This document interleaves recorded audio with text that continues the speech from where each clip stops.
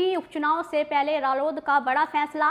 पश्चिम UP में रालोद ने किया संगठन में बदलाव। बागपत व सहारनपुर के बदले गए जिला अध्यक्ष। दिल्ली से इस वक्त की बड़ी खबर आपको बता रहे हैं। कई जनपदों के पदाधिकारियों में भी किया फेरबदल। दिल्ली से इस वक्त की बड़ी खबर, जहां यूपी उपचुनाव से पहले रालोद ने बड़ा फैसला किया है। पश्चिम यूपी में रालोद ने संगठन में बदलाव किया है।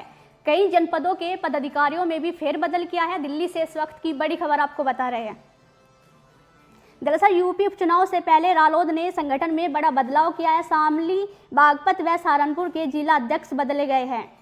दिल्ली से इस वक्त की बड़ी खबर आपको बता रहे हैं।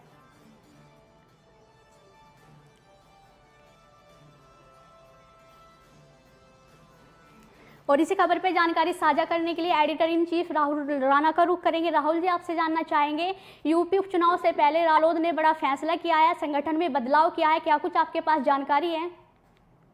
देखिए नीतू, बिल्कुल उपचुनाव उत्तर प्रदेश में 10 सीटों पर होने जा रहे हैं, जिसको लेकर राष्ट्रीय लोकदल भी अपनी तैयारी कर रही है, बीजेपी भी अपनी तैयारी कर रही है, समाजवादी पार्टी भी, और बीएसपी और एएसपी तमाम राजनीतिक दल जो है वो अपने लिए कहीं जीत कैसे मिले उसकी रणनीति पर काम कर रहे हैं। लेकिन भाजपा के साथ गठबंधन में आने के बाद रालोद ने ये उपचुनाव से पहले बड़ा फैसला लिया है, क्योंकि मीरापुर की जो सीट है वो पश्चिम यूपी में आती है, हस्तिनापुर क्षेत्र है, और इस इलाके में यहाँ अपने जो मौजूद यहाँ पर संगठन में बदलाव जिस तरह से करती दिखाई दे रही है राष्ट्रीय लोकदल, पिछले कई बदलाव ऐसे देखे गए जिसमें यहाँ उन्होंने उपचुनाव को लेकर अपनी रणनीति कैसे बनानी है उस पर चर्चा की। और अब यहाँ पर जो बागपत में डॉक्टर सुभाष गुर्जर जो है उनको जिला अध्यक्ष बनाया गया है। शहजमा खान जो सहारनपुर में है उनको जिला अध्यक्ष की यहाँ जिला अध्यक्ष बनाकर उनको जिम्मेदारी दी गई है। इसके पीछे उपचुनाव की बड़ी तैयारी भी नजर आती है।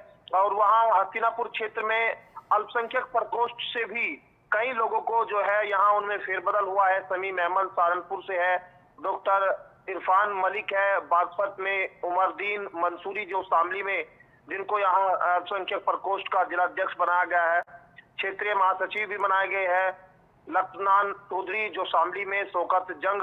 और ये एक सोचने वाली बात है कि यहाँ पर जो किसानों की राजनीति करती है राष्ट्रीय लोकदल, इससे नाम अगर आप देखेंगे तो यहाँ पर ऐसे कई मुस्लिम चेहरे हैं जिनको जब राष्ट्रीय लोकदल ने संगठन में जगह दी है।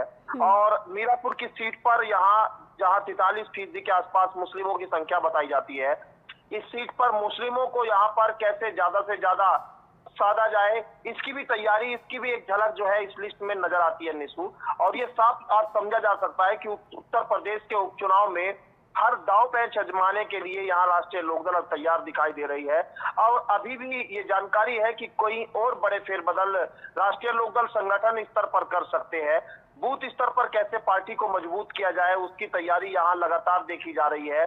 और उसी के मद्देनजर अब ये माना जा रहा है कि यहाँ राष्ट्रीय लोकदल अपने संगठन में बदलाव करके उपचुनाव में उन नेताओं को उतारेगी, प्रचार प्रसार की जिम्मेदारी भी देगी। और ऐसे नेताओं को अब जिम्मेदारी दी जा रही है जो पार्टी में जीत दिला सके। तो तमाम ये रणनीति भाजपा के गठबंधन में आने के बाद ये जयंत चौधरी की मुस्लिम नेताओं को जोड़ने की रणनीति का हिस्सा, ये कहीं ना कहीं मीरापुर जैसी सीट पर जीत हासिल कैसे हो उसकी तैयारी यहाँ नजर आती है। और ये तमाम जो लिस्ट है, ये दर्शक अगर देख रहे हैं तो इन सब चीजों को देखकर ये समझा जा सकता है कि कैसे मीरापुर को लेकर तैयार है। अभी हालांकि ये फाइनल नहीं हुआ है कि उपचुनाव में कौन सी सीट राष्ट्रीय लोकदल के पास होगी, कौन सी सीट जो है यहाँ पर उनको मिलने जा रही है।